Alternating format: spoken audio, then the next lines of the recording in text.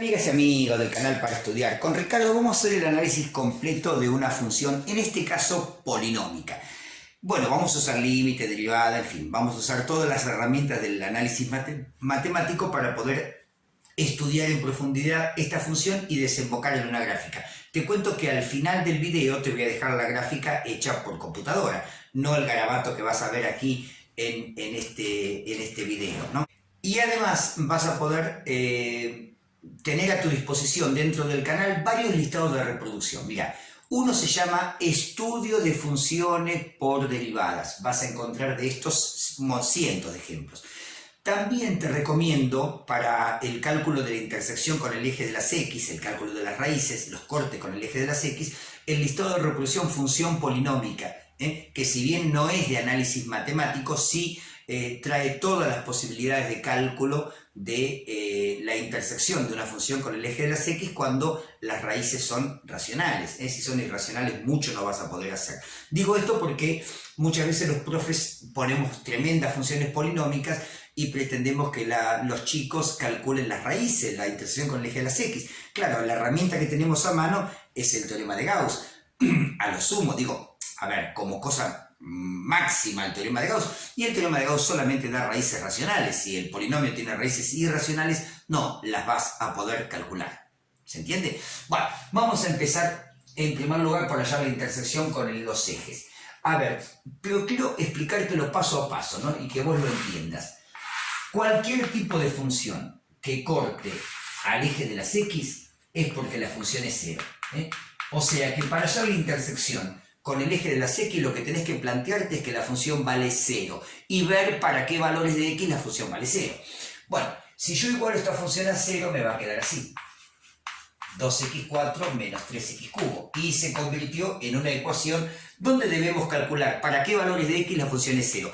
Esto es lo que te decía. Acá vas a ver una estrategia muy sencilla de resolución, pero a veces cuando vos tenés una función polinómica, qué sé yo, suponte de grado 4, completita, con término independiente y todo, lo único que te queda a mano para hallar las raíces, o sea, resolver esa ecuación es el teorema de Gauss. Y el teorema de Gauss solamente arroja raíces racionales, no arroja raíces irracionales. Bueno, dicho esto, voy a resolver esta ecuación.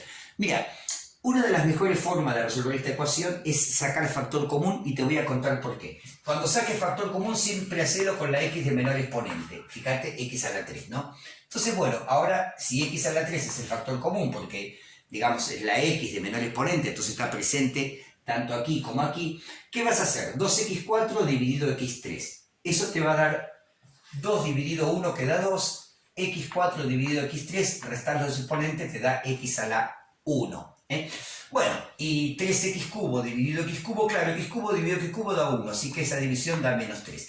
¿Y qué ganaste? ¿Qué ganaste con esto? Bueno, has convertido una resta en una multiplicación igualada a 0. Cuando una multiplicación está igualada a 0, vos podés opinar, porque ¿viste cómo es la multiplicación? Siempre entre dos números. La multiplicación es una operación binaria, no se da entre dos números. Si esa multiplicación da 0, ¿qué quiere decir? Que este número vale 0 o este vale 0. Viste que 0 multiplicado otro número te da 0. Entonces, si esta cuenta de multiplicar da 0, tengo dos opciones. O x cubo es 0, esa es una opción, y de acá, claro, x, la única que me queda es que x valga 0, no 0 al cubo da 0. Bueno, esta raíz es triple. Es una raíz triple, ¿por qué? Porque x está elevado al exponente 3. ¿Qué tiene de importante que sea una raíz triple? Bueno, que la intersección, que es impar, el 3 es impar. Y cuando una raíz aparece una cantidad impar de veces, o sea, el 0 aparece 3 veces como raíz en esta función, la gráfica de la función atraviesa el eje de las X y lo hace con esa pancita típica de la función x cubo, ¿viste? Así atraviesa al eje de las X. No digo que esta sea la gráfica, digo la forma en esta pancita que se produce por el x cubo. Si hubiese sido que aparece una sola vez, atraviesa al eje de las X como si fuera una recta. Pero apareció 3 veces, así que lo va a hacer cuando corte al eje de las X, donde lo corte, lo va a hacer con esa pancita típica de la función de x al cubo. Bueno, sigamos. La otra opción es que 2x menos 3 sea 0. ¿Ves? Si este vale 0, multiplicado lo que venga da 0.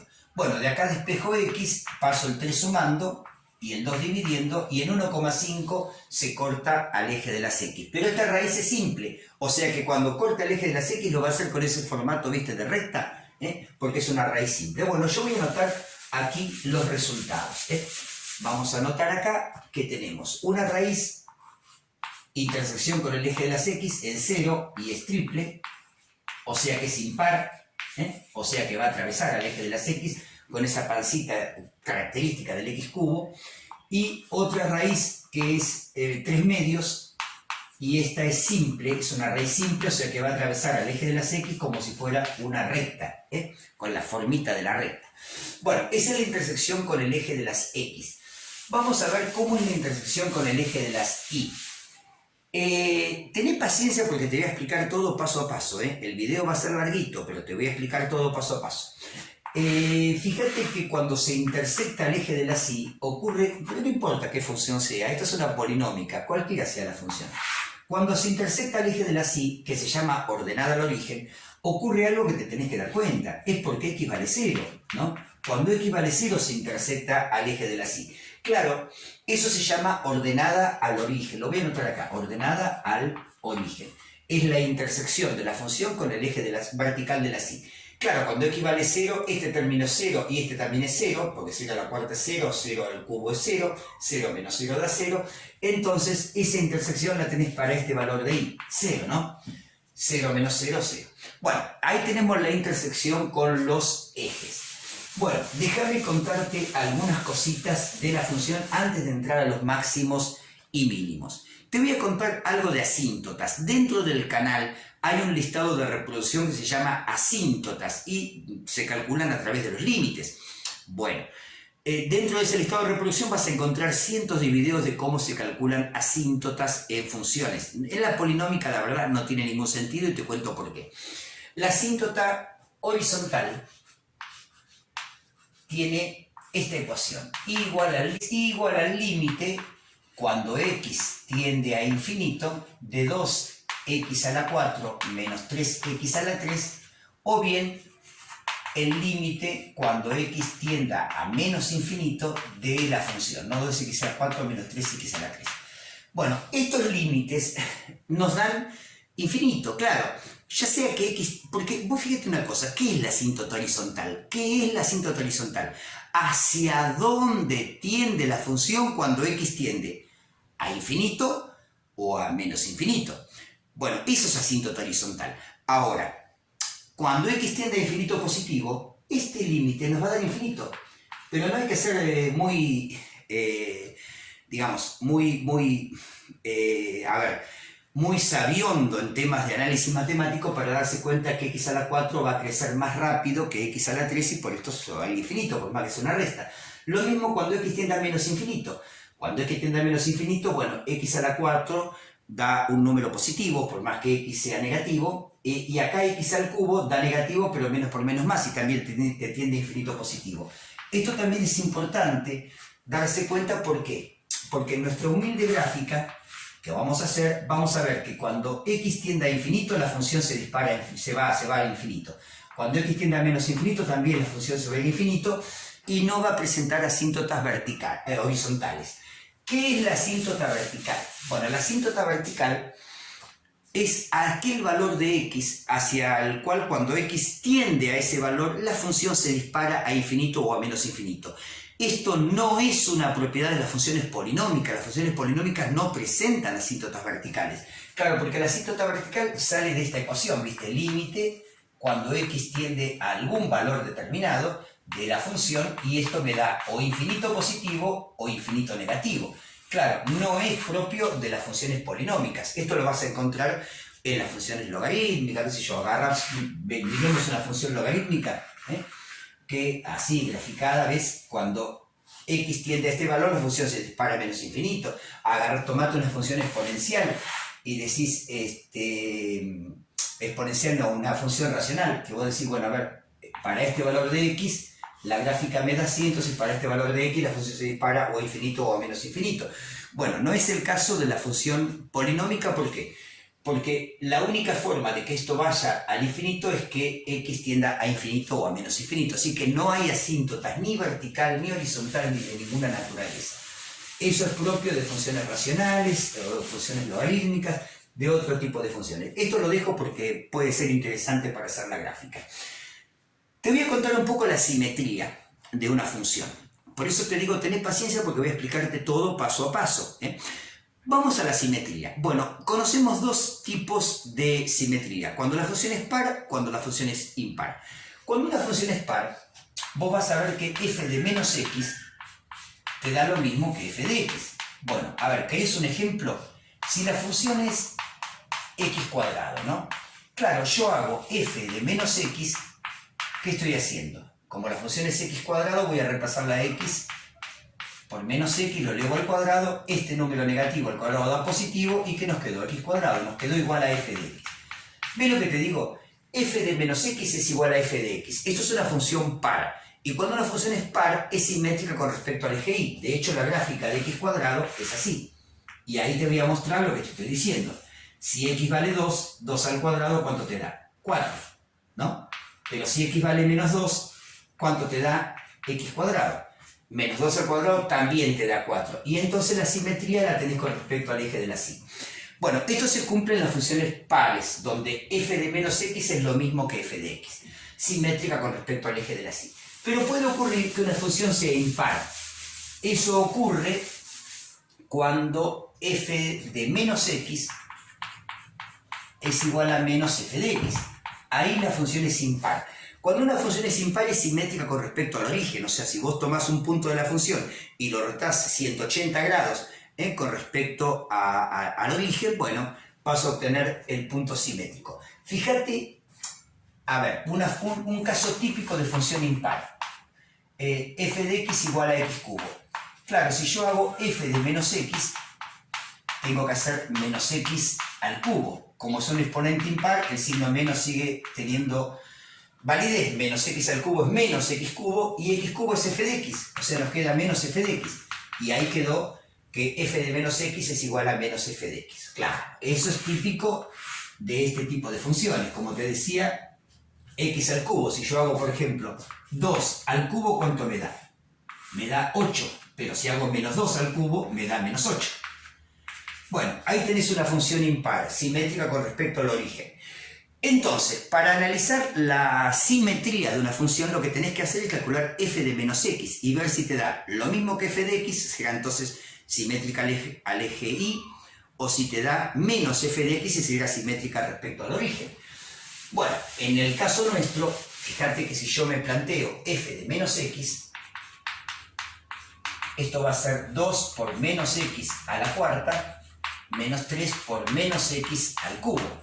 Bueno, menos x a la cuarta da x a la cuarta, por eso es un exponente par. Pero acá, como es un exponente impar, va a quedar el menos. Y va a quedar más 3x cubo. ¿Por qué? Porque menos x al cubo da menos x cubo. Por menos 3 más 3x cubo.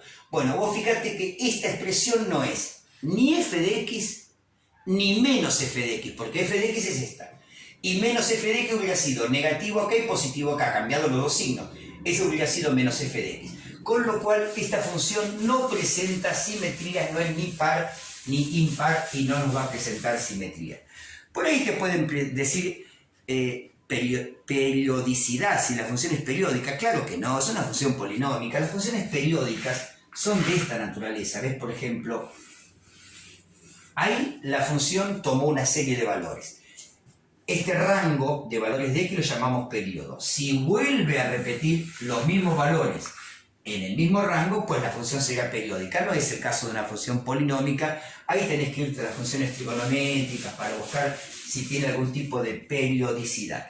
Bueno, ya hablé un poquito de varias cuestiones de las funciones y nos vamos a ir derechito a calcular los máximos y los mínimos. A ver, ¿cuál es la interpretación geométrica de la derivada de una función?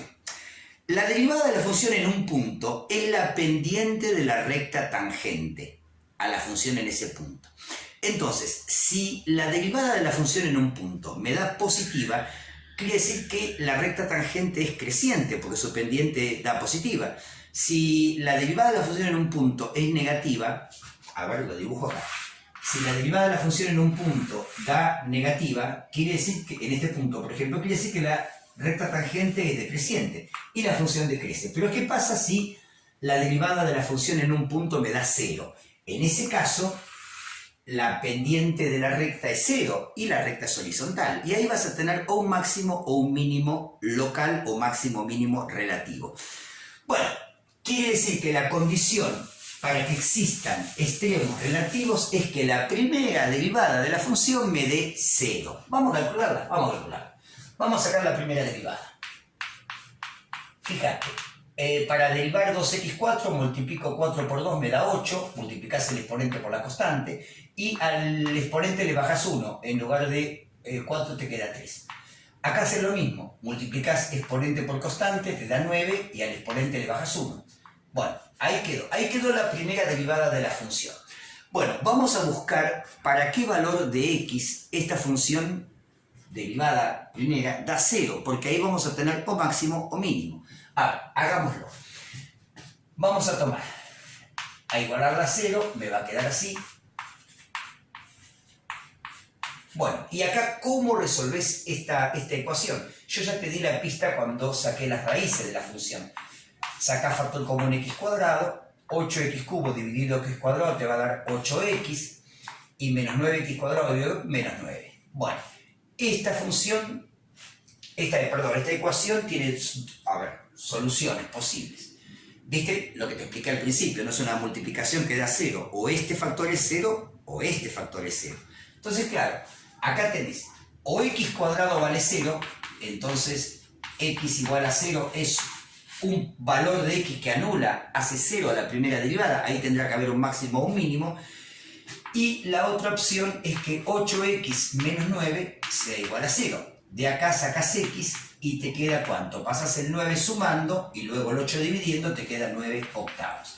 Entonces, a ver, ¿dónde hay posibles máximos o mínimos? Cuando x vale 0 y cuando x vale 9 octavos. Ahí tenemos los posibles máximos o mínimos.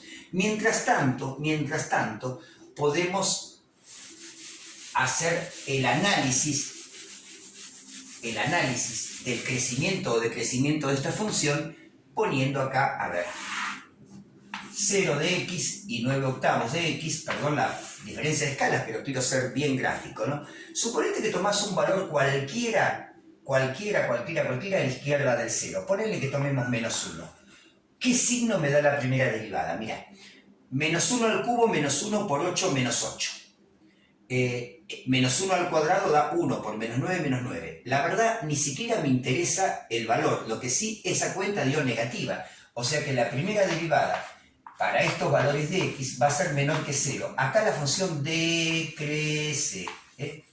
Bueno, ¿qué pasa entre 0 y 9 octavos? Primero vamos a investigar quién es 9 octavos, ¿no? Porque la verdad que yo soy muy bruto haciendo cuentas o haciendo este tipo de análisis así mentalmente. Es 1,12. Entonces vamos a tomar, ¿sabes qué? Para 1. ¿Qué pasa para 1? Ves que toma un valor dentro de este intervalo, ¿no? 1 al cubo es 1 por 8, 8. 1 al cuadrado, 1 menos 8 menos 9 da menos 1. La primera derivada vuelve a darme menor que 0, o sea que acá también decrece. Y esto nos abre un interrogante. Si la función decrece en este intervalo y decrece en este intervalo, dudamos mucho que en 0 haya un máximo o un mínimo, porque la función, se ve lo que es máximo, ¿eh? Crece, llega a un valor tope y empieza a decrecer. ¿Qué es un mínimo? Decrece, llega a un valor mínimo y crece. Fíjate que para 0 esto no ocurre. O sea que este punto, que después veremos cuál es, dudo mucho que sea un máximo o un mínimo. De hecho, ya te puedo confirmar que si acá decrece y acá decrece, en 0 no hay ni máximo ni mínimo. Habrá otra cosa, la investigaremos. ¿Qué pasa si x es mayor que 9 octavos? 9 octavos te dije que era 1,125. ¿Qué sé yo? Tomemos para 2, no sé.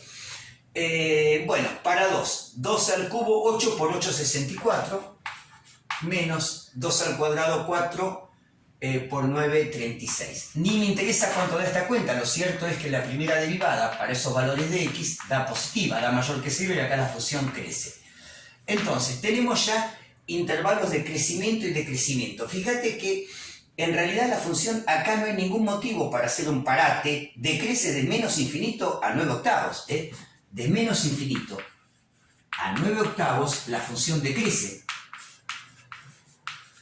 Y la función crece de 9 octavos en adelante, hasta más infinito crece.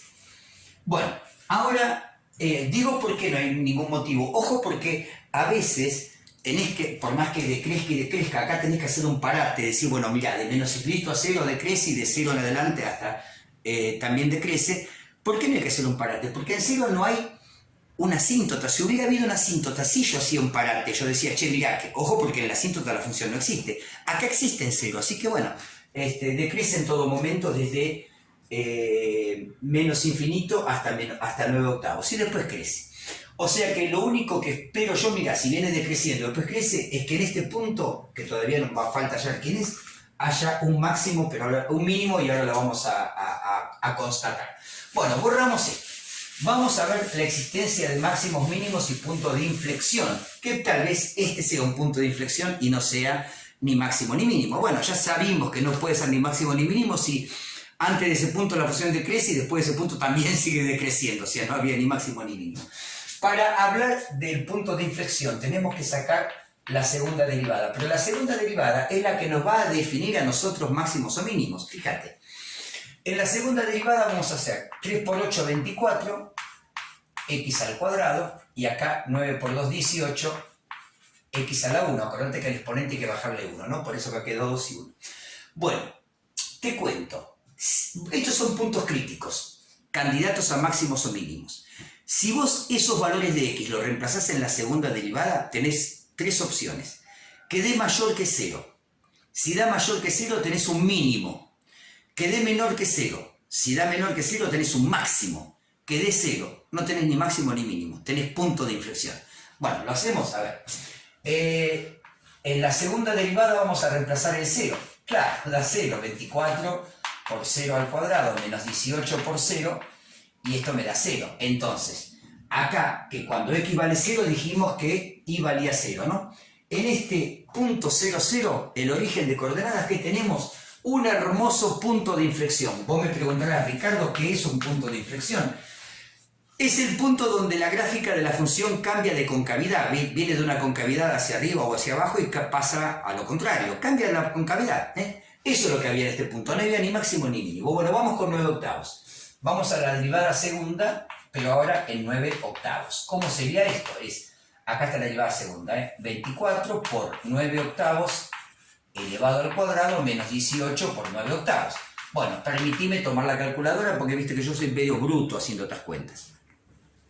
Listado de reproducción, estudio de funciones por derivadas. De estos videos 100 vas a encontrar. 24 por, abro paréntesis, pongo 9 octavos, cierro paréntesis y lo elevo al cuadrado. Menos 18 por 9 octavos. ¿Cuánto me da esto? Esto me da positivo. ¿No? Ni siquiera me importa cuánto da. La verdad que el valor que dé es anecdótico. Da mayor que 0. Si la segunda derivada da mayor que 0, 9 octavos, acá hay un mínimo. ¿Por qué? Porque dio mayor que 0. Ya te lo había dicho, mayor que 0 mínimo, menor que 0 máximo, igual a 0 punto de inflexión.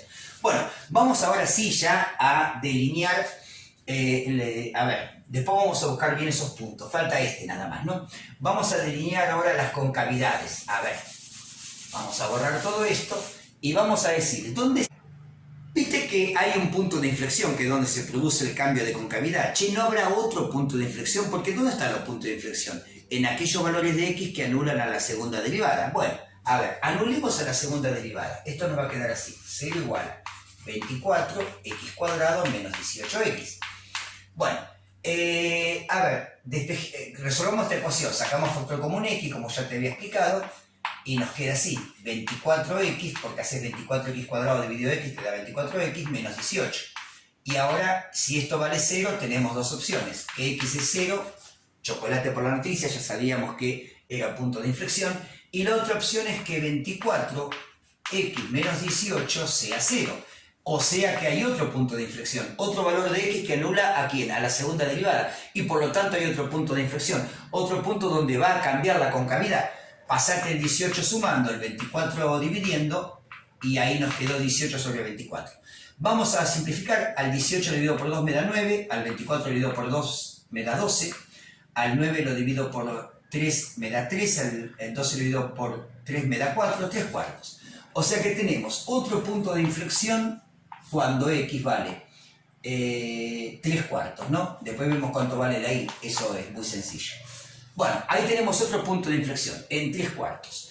Bien, vamos a analizar ahora la concavidad de la función. Acuérdense que hay dos puntos de inflexión, o sea que hay dos veces nos va a cambiar la concavidad en 0 y nos va a cambiar la concavidad en 3 cuartos. Tomate un valor cualquiera menor que 0. Bueno, si es menor que 0, fíjate que x negativo es la x, ¿no? Al cuadrado da positivo, esto da positivo. Y como x es negativo, con menos 18 va a dar positivo.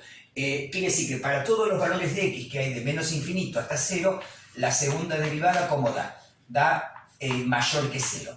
Bueno, eso significa que desde menos infinito hasta 0, la función es cóncava hacia arriba, tiene los bracitos hacia arriba la función. Acá va a haber un cambio de inflexión. Viste que 3 cuartos, qué malo que soy con las cuentas, es 0,75, ¿no? Bueno, acá seguramente nos vamos a encontrar con otro tipo de concavidad. A ver, tomemos un valor 0,5, tomemos, a ver, un valor entre 0 y 3 cuartos, 0,5.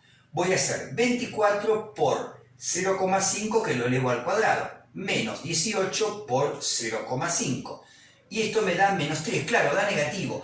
Si x está entre 0 y 3 cuartos, la segunda derivada va a dar de x, va a dar negativa. Y eso significa que desde 0 hasta 3 cuartos tenemos una concavidad hacia abajo. Los bracitos van a quedar hacia abajo. Bueno, ahora, ¿qué pasa de 3 cuartos en adelante? Bueno, tomemos cualquier número, 1, ponele. 1 al cuadrado 1 da 24, menos 18 por 1 menos 18, esto da positivo, 24 menos 18. La segunda derivada para valores mayores que 3 cuartos da mayor que 0. O sea que es cóncava hacia arriba, y acá voy a hacer una corrección, voy a borrar esto, y voy a poner que es cóncava hacia arriba también en este intervalo, que va de 3 cuartos a más infinito. Y ahí tenemos la concavidad hacia arriba. Bien, vamos solamente ahora ya a delinear los puntos críticos, puntos especiales que habíamos obtenido acá. El mínimo, cuando x vale 9 octavos. 9 octavos ya te dije quién era, ¿no? 1,125. Vamos a hacer 1,125, lo voy a elevar al cuadrado. A la cuarta. Me da lo que me tiene que dar, lo multiplico por 2. Me da lo que me tiene que dar, menos 3 por, ¿cuánto era? 9 octavos, ¿no? 3 por 9 octavos, estoy acá, 3 por 9 octavos, cierro y lo elevo al cubo, ¿no? Y esto me da menos 1,06. A ver si lo puedo convertir en fracción, no vale la pena, menos 1,06. Ahí tenemos el mínimo. El punto de inflexión acá en 3 cuartos. Este ya estaba, ¿no? En 3 cuartos. 2 por, voy a repasar el 3 cuartos acá para saber dónde está el punto de inflexión. 2 por, paréntesis, 3 cuartos, cierro paréntesis y lo elevo a la cuarta. Menos 3 por, paréntesis, 3 cuartos, cierro paréntesis y lo elevo al cubo. Y esto me da, ya te digo, menos 0,63. Bueno, ahí tenemos todo lo necesario para hacer nuestra gráfica aproximada. Después de mi saludo viene la gráfica hecha por computadora. Amigate con los graficadores online. Buscá, por favor, en internet, hay un montón y muy buenos, no quiero dar nombres, pero vos te metés en un graficador online, metés la función y vas a encontrar todo. Máximo, mínimo, todo vas a encontrar. Bueno, a ver, gente linda, vamos a marcar. Acá se corta el eje de las X en 0, ¿no? y también en 3 medios, que es 1,5. Suponete 1, 2 por acá, también se corta el eje de las X. Listo. Después tenemos, ordenada al origen la tengo acá. Hay un punto de inflexión en 0, 0, ya lo tengo marcado. En 9 octavos y menos 1,86 tenemos 1,9 octavos, ya me olvidé cuánto era, 9 dividido 8, 9 dividido 8 es 1,125. Por acá, 1,125 y menos 1,06, ahí tenemos el punto mínimo. Ahí tenemos el punto mínimo. ¿Qué otra cosa vamos a marcar? Este punto de inflexión lo tenemos en 3 cuartos, 3 dividido 4, sabemos que es 0,75, acá está el 1, por acá está el 0,75, y menos 0,63, por acá, más o menos por acá, hay otro cambio en la concavidad de la función. Bueno, lo demás ya lo habíamos visto, lo demás ya es historia. Acá ves, pasa por el mínimo, ¿no? Este es el punto mínimo y ya se nos va al infinito. Acá ves lo que te decía, ves, este es el punto de inflexión, ves que es cóncava hacia arriba desde 3 cuartos que está aquí, 3 cuartos, hasta el infinito es cóncava hacia arriba, pero acá se produce el cambio de concavidad y pasa a ser cóncava hacia abajo. Y eso tiene que ver con lo que yo te había dicho de la raíz triple. Viste que te dije que en la raíz triple íbamos a tener la pancita propia de la función x cubo, ¿no? Ahí viene la pancita, ¿por qué? Porque acá hay otro cambio de la concavidad. ¿Ves que este tramo, lo ves al tramo? Miralo. ¿Ves que este tramo es cóncavo hacia abajo, como habíamos dicho? Bueno, es cóncavo hacia abajo. Pero acá en 3 se produce, en 0 se produce el cambio de concavidad y esto no le queda otra que irse al infinito, como habíamos dicho antes. Gente linda, espero haber sido claro, también espero haber sido, en esta mañana de domingo espero haberte sido claro, haberte sido útil. Listado de reproducción, estudio de funciones por derivadas, cientos de estos ejemplos y después de mi saludo, la gráfica bien hecha por computadora. Nos vemos en la próxima. Chau, chau.